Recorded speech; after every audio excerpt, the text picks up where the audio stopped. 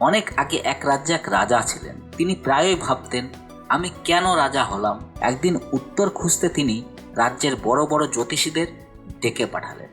রাজা প্রশ্ন করলেন, আমার জন্মের সময় আরও অনেক শিশু জন্মেছিল, তাহলে তাদের মধ্যে আমিই বা কেন রাজা হলাম? কোনো জ্যোতিষী এর উত্তর দিতে পারলেন না। এক বৃদ্ধ জ্যোতিষী বললেন, রাজ্যের বাইরে বনে এক মহাত্মা থাকেন, সম্ভবত ওনার কাছে উত্তর পাবেন। রাজা সঙ্গে সঙ্গেই সেখানে গেলেন। দেখলেন মহাত্মা কয়লা খাচ্ছেন। রাজা বিস্মিত হলেও প্রশ্ন করলেন। মহাত্মা বললেন, আমি খুব ক্ষুধার্ত, উত্তর দিতে পারছি না। সামনে পাহাড়ে আরেক মহাত্মা আছেন, তিনি হয়তো উত্তর দেবেন। রাজা সেখানে পৌঁছালেন। দেখলেন মহাত্মা চিমটা দিয়ে নিজের মাংস ছিঁড়ে খাচ্ছেন।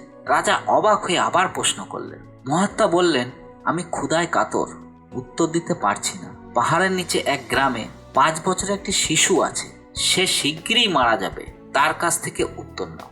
রাজা ছুটে গেলেন, শিশুর সঙ্গে দেখা করলেন। প্রশ্ন শুনে শিশুটি হেসে উঠল।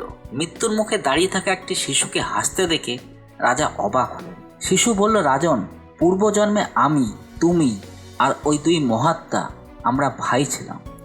একদিন আমরা খাবার খাচ্ছিলাম, এক সাধু এসে ভিক্ষা চাইলেন। সবচেয়ে বড় ভাই বলল, আমি কি তোমাকে খাবার দেবো?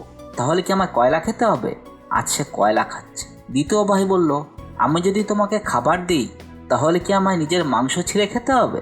আজ সে নিজের মাংস খাচ্ছে। যখন আমার কাছে চাইলো, আমি বললাম, তোমাকে খাবার দিলে আমি না খেয়ে মরবো। আজ আমি মৃত্যু শয্যায়, কিন্তু তুমি করুণা করে সাধুকে তোমার খাবার দিয়েছিলে, সেই পুণ্যের আশীর্বাদেই আজ তুমি রাজা হয়েছ। এই বলে শিশুটি মৃত্যুর কোলে ঢলে পড়ল। রাজা নিজের প্রশ্নের উত্তর পেয়ে গেলেন এবং রাজ্যে ফিরে এলেন।